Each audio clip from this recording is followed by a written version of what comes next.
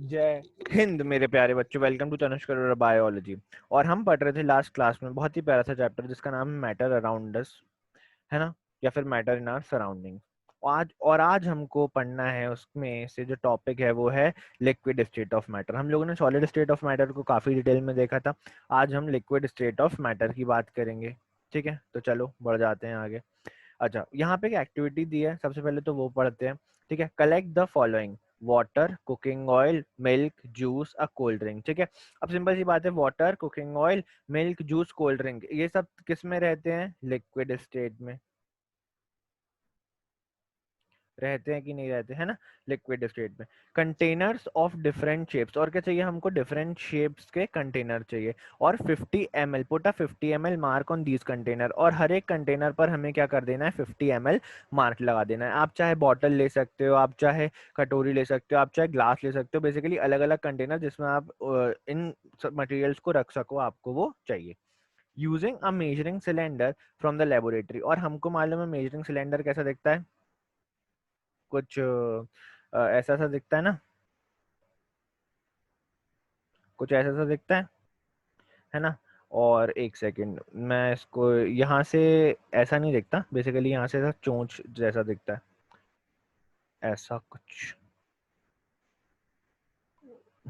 ऐसा कुछ दिखता है, और यहाँ पर अलग अलग मार्किंग बनी रहती है मेजरमेंट्स की, है ना, देखा होगा आपने, और मैंने आपको प्रीवियस वीडियोस में फोटोज वगैरह भी दिखाई हैं।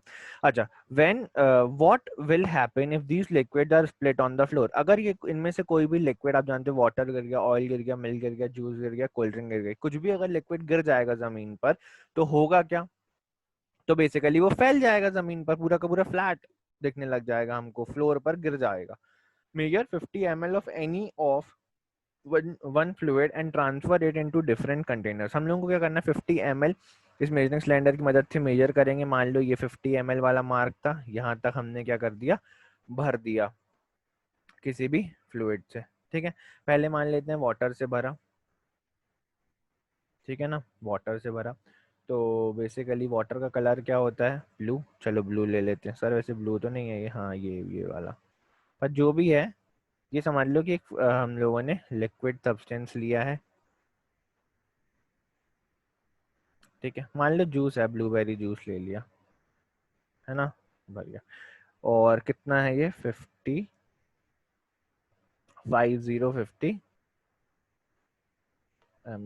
यस और नो? ठीक है। अच्छा, transfer it into different containers. ठीक है, और ना इस सिलेंडर से हम इसको अलग अलग कंटेनर्स में ट्रांसफर कर देते हैं। ठीक है, मान लेते हैं जो हमको पहला कंटेनर लिया वो क्या हमारा एक ऐसे शेप का यूटेंसिल है, मान लेते हैं क्या है? एक ग्लास है। ठीक है, एक मिनट रुको, मुझे इसको थोड़ा सा रब करके अच्छे से बनाना पड़ेगा। जानते हो मेरी ड्राइंग कितनी अच्छी है। ये देखो, हाँ ये ग्लास है। ठीक है, और क्या है हमारे पास? एक ऐसा फ्लैट टाइप का कंटेनर है, कटोरी, लेट से कटोरी। ठीक है, एक कंटेनर ये हो गया। एक हमारे पास ऐसे गोल वाला है ना। ऐसे हमारे पास 3-4 कंटेनर हैं, एक एक करके पोर करेंगे। तो बेसिकली जब ये 50 ml हम उठा के इधर इस पे डाल देंगे, तो वो हमको कैसा देखने लग जाएगा? ऐसे इस शेप में, है ना, तब भरा हुआ इस कंटेनर का शेप ले लेगा। जब तुम इसमें डाल दोगे तब वो हमको कुछ ऐसा दिखने लग जाएगा। ठीक है, जिस शेप का ये वाला कंटेनर है, जब तुम इसमें डाल दोगे तब हमको कुछ इस शेप का दिखने लग जाएगा जो ये वाला कंटेनर है। समझ रहे हो ना मेरी बात को? तो बात इतनी सी है, मतलब हम ये जानते हैं कि जब आप किसी भी लिक्विड को जिस शेप के कंटेनर में पोर करते हो, वो उसी का शेप ऑक्यूपाई कर लेता है। और साथ में ना जो वॉल्यूम रहता है वो सेम रहता है। वॉल्यूम का मतलब बेसिकली इसकी क्वांटिटी, ये 50 ml है, तो ये यहाँ पर भी इस जब वो सिलेंडर में था, मेजरिंग सिलेंडर में, तो भी 50 ml था। ये इस कंटेनर में डाला तो भी 50 ml है, इस वाले में डाल दिया तो भी 50 ml, इस वाले में डाल दिया तो भी 50 ml। आ गई बात समझ? तो वॉल्यूम बदलता नहीं है, बट शेप बदल जाता है लिक्विड का। ठीक है, शेप जो है वो तो सेम नहीं है, बट वॉल्यूम सेम है। तो हम इसको लिख देंगे यस और इसको लिख देंगे no. when you pour liquid from one container to another does it flow easily? yes, जो लिक्विड है वो easily ट्रांसफर हो जाएगा ना। यहाँ से तुम सीधे सीधे स्पीकर को उठा के पलटा दोगे इसके अंदर तो बहुत easily ट्रांसफर हो जाएगा। फिर उसके बाद तुम इससे उठाकर इसमें डालोगे तो भी easily, इससे उठाकर इसमें डालोगे तो भी easily, तो easily ट्रांसफर हो जाएगा। ठीक है, वी ऑब्जर्व दैट। तो अब बेसिकली हम अपनी ऑब्जर्वेशंस की तरफ चलते हैं। ठीक है, एक्टिविटी में मेन क्या, परफॉर्म किया एक्टिविटी आपने, और फिर आपको क्या मिलेगा, कुछ रिजल्ट मिलेगा। और वो रिजल्ट हम कैसे बता पाएंगे फाइनल रिजल्ट, जब हम ऑब्जर्वेशंस को देखेंगे, है ना। अपने को रिजल्ट थोड़ी ना दिखता, अपने को तो ऑब्जर्वेशंस दिखती है। बेसिकली जो हम देख रहे हैं वही ऑब्जर्वेशन तो बोलते हैं उसको। चलो ठीक है। अच्छा, we observe that liquid do not have a no shape but have a fixed volume. मतलब लिक्विड है, उसका कोई फिक्स शेप नहीं है। ठीक है, जिस शेप के कंटेनर में उसको डालोगे वो उसका शेप ले लेगा, लेकिन उसका वॉल्यूम क्या है, फिक्स्ड है। ठीक है। अच्छा, they take up the shape of the container in which they are kept. Basically जिस कंटेनर में उसको रखा जाएगा उसका शेप वो ले लेगा। Liquid flow and change shape. Basically liquid के बारे में दो चीजें याद रखेंगे अपन, क्या, लिक्विड जो है वो फ्लो करता है, साथ में शेप को बदलता है ना। So they are not rigid but they can be called fluid। Basically इनको हम क्या बोल सकते हैं, रिजिड नहीं है, फ्लो करता है ये और बेसिकली शेप जो है वो बदलता है ये, है ना। तो शेप नहीं बदलता, इसका मतलब क्या है, रिजिड नहीं है ये। और दूसरी बात, बहता है, फ्लो करता है, इसीलिए क्या है, ये फ्लूइड। ठीक है। Refer to activities 1.4 and 1.5 where we saw the solids and liquid can diffuse into the liquids। Basically simple सी बात है। अगर हम बोलें कि अगर हम क्या ले लें, वाटर ले लें, और हमें क्या बनाना है, लेमनेड। क्या बनाना है, लेमनेड। बेसिकली नींबू पानी। क्या, नींबू पानी। ठीक है, क्या बनाना है, नींबू पानी। क्या क्या लगेगा भैया उसके लिए, वाटर लगने वाला है। वाटर क्या है, एक लिक्विड है। और लेमन जूस लगने वाला है। लेमन जूस भी क्या है, एक, ठीक है ना। वाटर, लेमन जूस, और क्या लगेगा, और लगेगी शुगर। शुगर किस फॉर्म में रहेगी, क्रिस्टल के फॉर्म में रहेगी। तो बेसिकली क्या है, ये सॉलिड फॉर्म में रहेगी। ठीक है, देखो मेन हमारा वाटर है, सॉल्वेंट है ना, वाटर है, सॉल्वेंट। अच्छा, अब अपन लेमन जूस इसमें डाल देंगे, है ना, और शुगर डाल देंगे। तो जब हम इसमें डाल के स्टेयर कर देंगे, अच्छे से घोल देंगे, तो अल्टीमेटली क्या बन जाएगा, हमारा नींबू पानी बन जाएगा कि नहीं बन जाएगा। ठीक है, जब नींबू पानी बन जाएगा तब तुम क्या आइडेंटिफाई कर सकते हो कि कहाँ कहाँ पर शक्कर है, कहाँ कहाँ पर नींबू है, नहीं कर पाओगे ना। वो अल्टीमेटली क्या बन जाएगा, एक सॉल्यूशन। क्योंकि जो हमारा शुगर थी और जो हमारा लेमन जूस था वो बहुत अच्छे से क्या हो गया है, डिफ्यूज हो गया है, कहाँ पर, वाटर के अंदर। आ गई बात समझ। तो वही लिखा हुआ है कि सॉलिड और लिक्विड जो है वो लिक्विड में डिफ्यूज कर जाते हैं, लिक्विड में घुल जाते हैं। ठीक है, एक से मिल जाते हैं। आ रही है बात समझ। The gases from the atmosphere diffuse and dissolve in water. Simple सी बात है, एटमॉस्फेयर में जो गैसेस है वो भी किस में डिजोल्व हो सकती हैं, वाटर में। ठीक है, आप लोगों ने सोडा देखा होगा, है ना, सोडा देखा होगा। तो बेसिकली सोडा क्या है, वाटर, जिसमें क्या डिजोल्व है, CO2 गैस डिजोल्व है कि नहीं, है ना। क्या डिजोल्व रहती है, CO2 गैस डिजोल्व रहती है। और नॉर्मली भी वाटर में कौन सी गैस प्रेजेंट रहती है, O2। और कौन सी रहती है, CO2 डिजोल्व रहती है ना।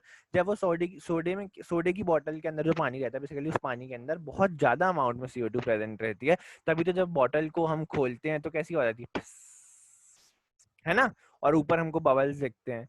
वो क्या बाहर निकल रही होती है, जो डिजोल्व ज्यादा अमाउंट में CO2 प्रेजेंट है वाटर के अंदर, वो। समझ रहे बात को, है ना। These gases, especially oxygen and carbon dioxide, are essential for the survival of aquatic animals and plants। Simple सी बात है।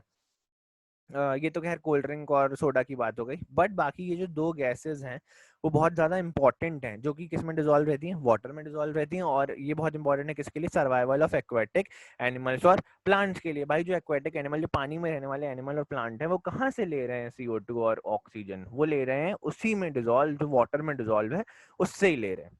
आ गई बात समझ, मेरे ख्याल से आ गई होगी। चलो आगे बढ़ते हैं। All living creatures need to breathe for survival. The aquatic animals can breathe underwater due to the presence of dissolved oxygen in water। Simple सी बात है, जितने भी लिविंग क्रिएचर हैं उन सबको क्या क्या करना पड़ती है, सांस लेनी पड़ती है। ठीक है ना, तभी तो उनको ऑक्सीजन मिलेगी, है ना। और सांस लेना मतलब जरूरी क्यों, ऑक्सीजन क्यों चाहिए, ऑक्सीजन इसलिए चाहिए क्योंकि जो भी हम फूड खाते हैं या जो भी लिविंग ऑर्गेनिज्म फूड ऑब्टेन करते हैं वो अल्टीमेटली कन्वर्ट हो जाता है ग्लूकोज के अंदर, और फिर ग्लूकोज का ब्रेक डाउन किया जाता है, और उस ब्रेक डाउन में क्या लगती है, ऑक्सीजन, ताकि हमको क्या मिल सके, ग्लूकोज के मॉलिक्यूल से एनर्जी मिल सके। समझ रहे हो ना बात को? प्लांट्स में भी ऐसा ही होता है, एनिमल्स में भी ऐसा ही होता है, ठीक है, चाहे वो पानी के अंदर रहते हो, चाहे वो लैंड पर रहते हो, ठीक है, चाहे वो हवा में उड़ते हो, ठीक है ना। अच्छा, the aquatic animals can breathe under the water due to the presence of dissolved oxygen in water. Thus, we can conclude that solid, liquid, and gases can diffuse into each other. Basically, हम ये बोल सकते हैं कि solid, liquid और gases तीनों ही क्या होते हैं, diffuse हो सकते हैं एक दूसरे के अंदर। आ गई ना बात समझ? चलो, मेरे ख्याल से आ गई होगी। चलो आगे बढ़ते हैं, ठीक है, बढ़े आगे। ओके, तो हाँ, है ना, ये देखो वही लिखा हुआ है, thus we may conclude that solid, liquids and gases can diffuse into the liquids, ठीक है। बेसिकली रेट ऑफ डिफ्यूजन जो है ना, बस वो मैटर करता है, बेसिकली कितनी जल्दी डिफ्यूज हो पाएगा। तो हम जानते हैं गैसेस सबसे ज्यादा जल्दी डिफ्यूज होंगे, उसके बाद लिक्विड, और फिर सबसे लेट सॉलिड। देखो लिखा है, the rate of diffusion of liquid is higher than that of solid and fastest is in fastest किस में होगा, गैसेस में, ठीक है। तो अगर कोई हमसे बोले रेट ऑफ डिफ्यूजन, तो हम क्या लिख सकते हैं, गैसेस, गैसेस, लिक्विड एंड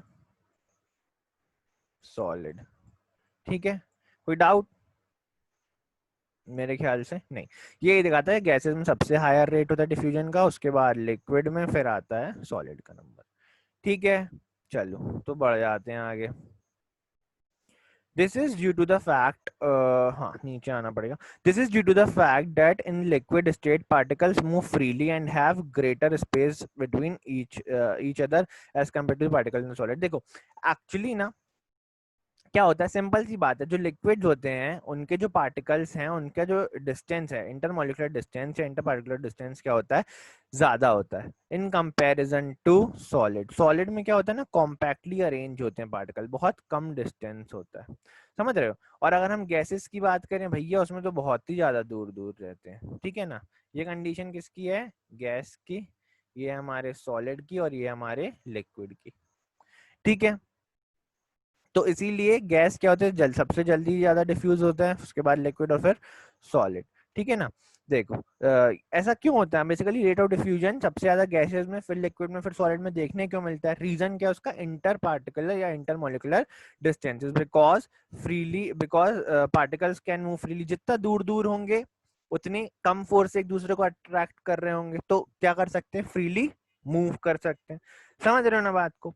और अगर स्पेस ज्यादा रहेगा बीच में, तो हम जानते हैं कि बेसिकली क्या कर सकते हैं, यहाँ पर दूसरे मॉलिक्यूल्स के पार्टिकल आकर जगह प्रेजेंट है यहाँ पर आ सकते हैं, है ना, ये मैंने आपको बताया था। चलो तो अब चलते हैं अपन गैसियस स्टेट की तरफ, अब समझते हैं कुछ गैसियस स्टेट के बारे में। चलो, the gaseous state. Have you ever observed a balloon seller filling a large number of balloons from a single cylinder of gas? हमको मालूम है, हम लोगों ने देखा होगा कि जो बैलून बेचते रहते हैं गार्डन वगैरह के बाहर या मॉल वगैरह के बाहर, तो वहां पर एक अंकल खड़े रहते हैं अपनी साइकिल पर सिलेंडर लगाकर, और उससे ही बैलून भर भर के बेचते रहते हैं। तो कोई नई वाली बात नहीं है, वही लिखा हुआ है। Inquire from him how many balloon he is able to fill the one cylinder. तो आप उनसे पूछ सकते हो कि भैया एक सिलेंडर में कितने बैलून भर लेते हो, ठीक है। Ask him which gas does he use. तो बेसिकली कौन सी गैस इस्तेमाल करते हो, ये भी पूछ सकते हैं, ठीक है। तुम लोगों ने वो देखा होगा ना, एक बैलून ऐसा होता है जो कि हमेशा ऊपर जाने की कोशिश करता रहता है, देखा है। मतलब तुम उसको जब हाथ में पकड़े रहोगे तो भी वो ऊपर ही रहेगा, और अगर उसको छोड़ दोगे तो वो ऊपर उड़ जाएगा। उसमें पता है कौन सी गैस भरी रहती है, उसमें भरी रहती है हीलियम। कौन सी, हीलियम।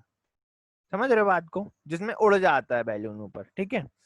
और बाकी नहीं तो जो ये वाली जिसमें ये भरते हैं ना, जो नॉर्मल बैलून रहता है, ठीक है, जो कि उड़ता नहीं है, हाथ से छोड़ दोगे तो वो ऊपर नहीं जाएगा, उसमें कौन सी भरी रहती है, उसमें भरी रहती है नाइट्रोजन, ठीक है।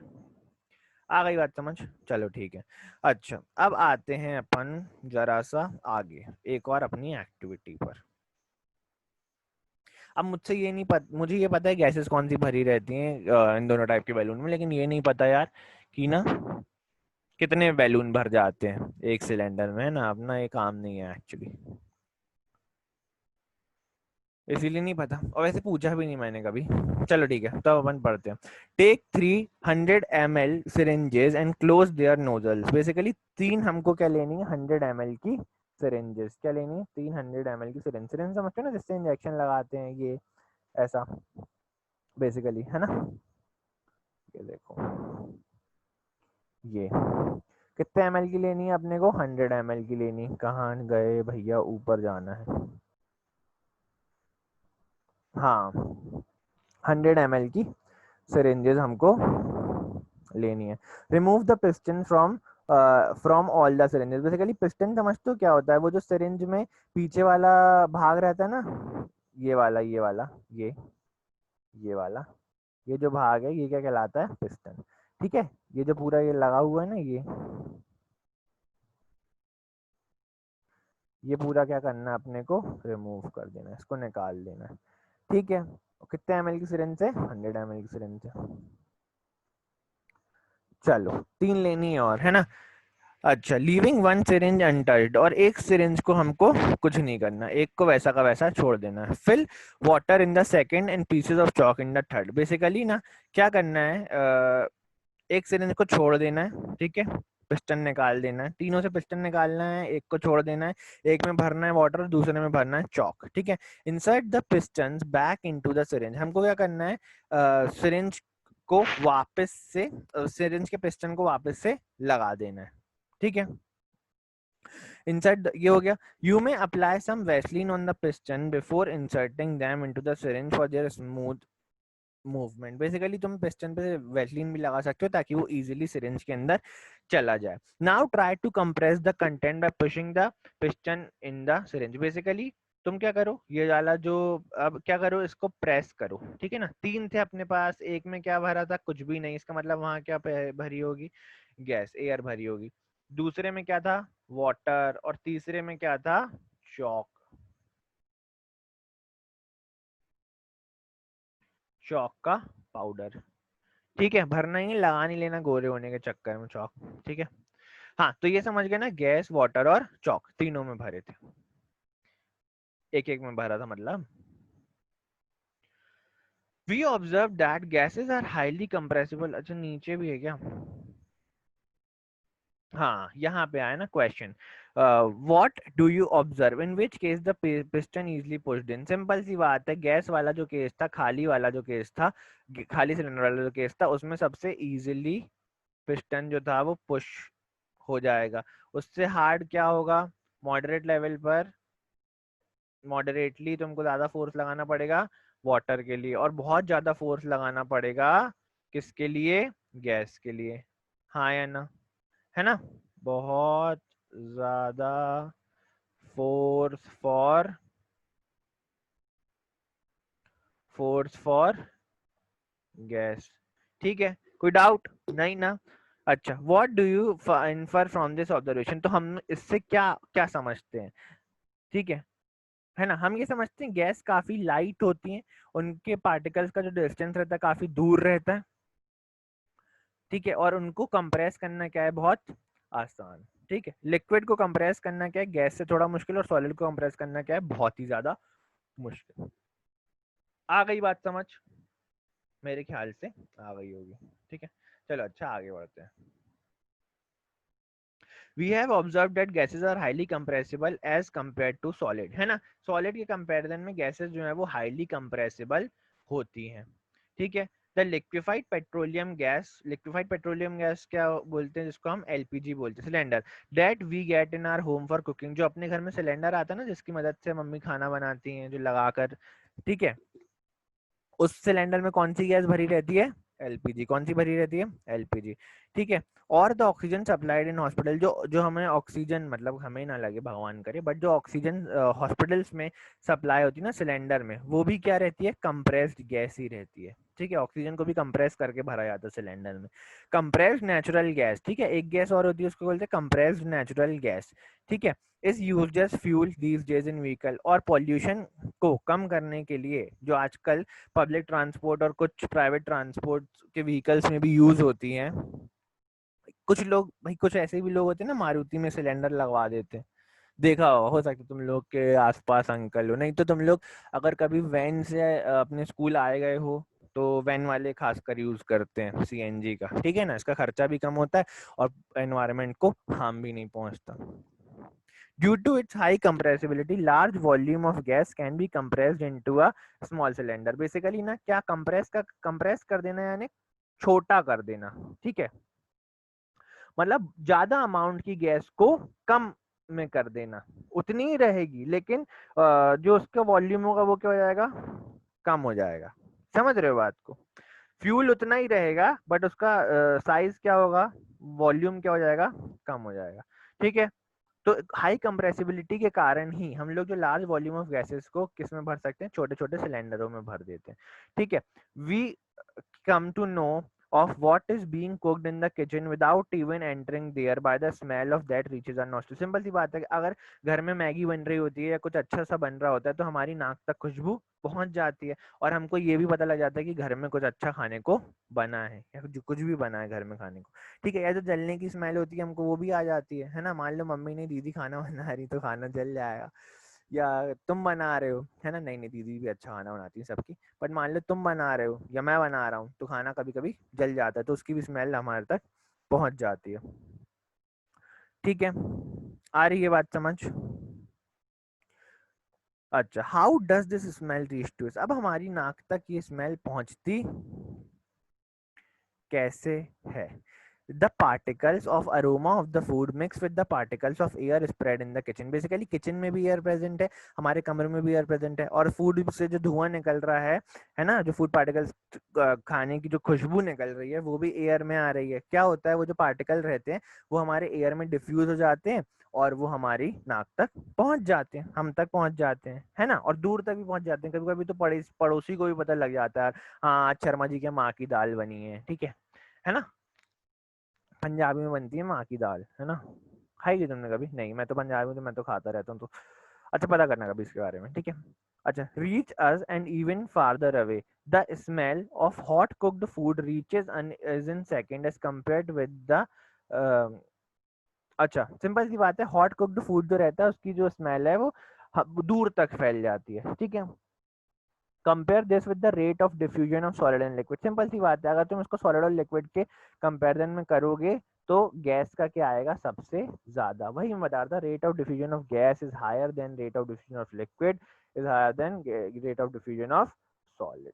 आ गई ना बात समझ? वही लिखा हुआ है।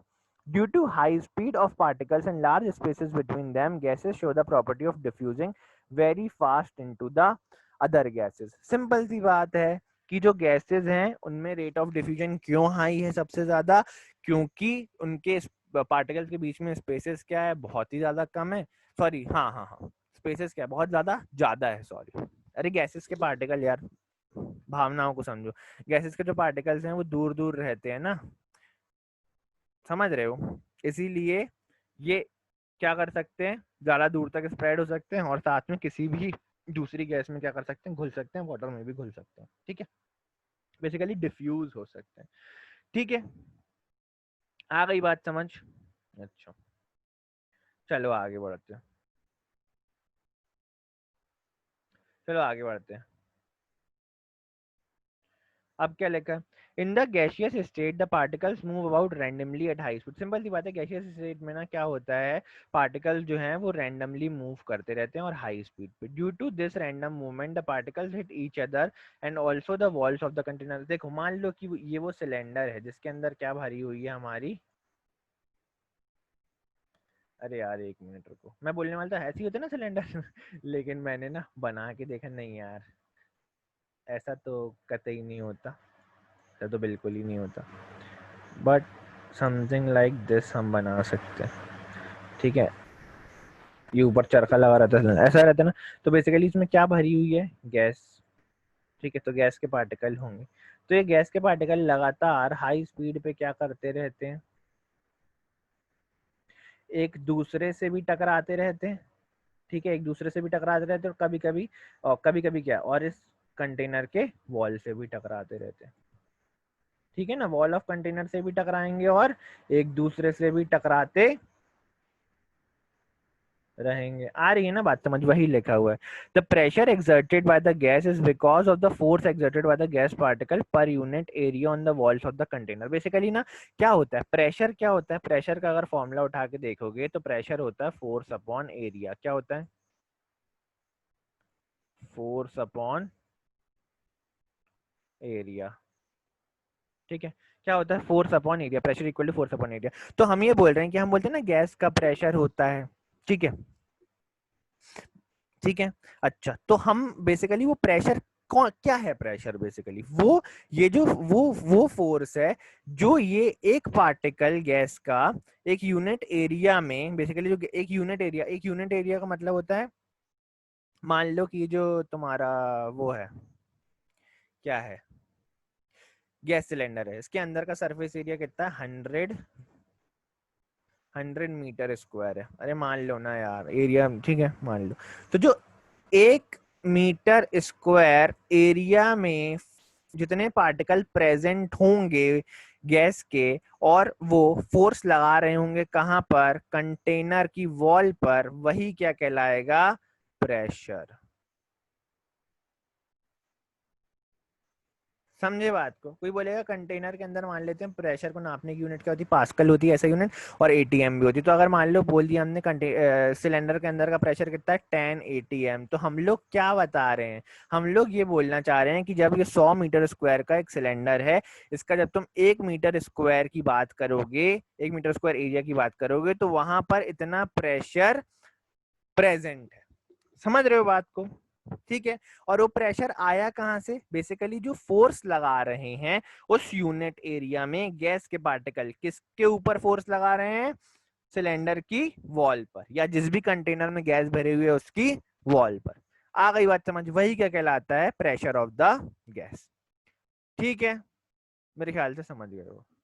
ठीक है। और प्रेशर की ऐसा यूनिट क्या होती है? पास्कल। ठीक है। और एटीएम भी एक यूनिट होती है। ठीक है। अच्छा, ठीक है। अब गैस जो है वो हमारे चारों तरफ भी प्रेजेंस है ना, हमारे चारों तरफ भी प्रेजेंस है। कैसे? हम बोलते हैं कि हमारे आसपास एक गैसेस का घेरा है ना, जो हमको सराउंड कर रहा है, उसको हम क्या बोलते हैं? एटमॉस्फियर। क्या बोलते हैं? यहाँ से मैं इसको थोड़ा सा रब करना चाहूंगा, 80 एटमॉस्फियर बोलते हैं कि नहीं बोलते? तो आंसर है कि बोलते हैं। ठीक है। तो हमारे आसपास कितना प्रेशर लग रहा है? वो लग रहा है 180 m। ठीक है। अगर कोई आपसे बोले कि नॉर्मल टेम्परेचर जो नॉर्मल प्रेशर जो जिसमें हम सरवाइव कर रहे हैं, जिसमें हम रह रहे हैं, ठीक है, वो कितना है? वो है 180 m, 1 एटमॉस्फेरिक प्रेशर। क्या है? 1 एटमॉस्फेरिक प्रेशर। आ गई बात समझ? और प्रेशर की एसआई यूनिट क्या होती है? एसआई का मतलब होता है सिस्टम इंटरनेशनल। ठीक है। एसआई यूनिट क्या होती है? वो होती है पास्कल। क्या होती है? पार्सल नहीं बेटा, पास्कल। नहीं तो तुम जोमेटो का पास्कल पार्सल समझो, सॉरी। हाँ, तो बेसिकली क्या? पास्कल ऐसा यूनिट ऑफ प्रेशर। और प्रेशर बेसिकली है क्या? फोर्स पर यूनिट एरिया से हम इसको डिफाइन कर सकते हैं कि जितना फोर्स एक यूनिट एरिया में लग रहा होगा वो क्या है? प्रेशर। और बेसिकली अगर गैस की बात करेंगे तो जिस कंटेनर में गैस रखी हुई है उसके एक यूनिट में जो गैस, एक यूनिट एरिया में जो गैस के पार्टिकल फोर्स लगा रहे हैं कंटेनर के ऊपर, वही क्या है? उसका प्रेशर। समझ गए बात को? चलो, तो इसको रब करके थोड़ा सा आगे बढ़ते हैं। देखो वही है, देखो कि हमें सॉलिड में क्या देखने को मिलती है? क्लोज पैकिंग देखने को मिलती है। ये अरेंजमेंट दिखा रहे हैं आपको कि कितने पास पास प्रेजेंट है सॉलिड में। ठीक है। लिक्विड की बात करेंगे तो थोड़ा सा दूर दूर प्रेजेंट होंगे, और गैसेस की बात करेंगे तो काफी दूर दूर प्रेजेंट होंगे, है ना? समझे कि नहीं समझे? तो मेरे ख्याल से तुम लोग समझ गए होगे, है ना? तो अब अपन आगे का पढ़ेंगे अगली क्लास में। ठीक है। ये क्वेश्चंस को सॉल्व करेंगे और आगे आगे का पढ़ेंगे। कैन मैटर चेंजेस स्टेट्स, ठीक है, इसके बारे में देखेंगे नेक्स्ट क्लास में। तब तक के लिए मेहनत करते रहो यार, पढ़ते रहो। और ठीक है, बस मम्मी पापा से प्यार करो, वो सबसे ज़्यादा इम्पोर्टेंट है ना? तो अब हम मिलेंगे तुमको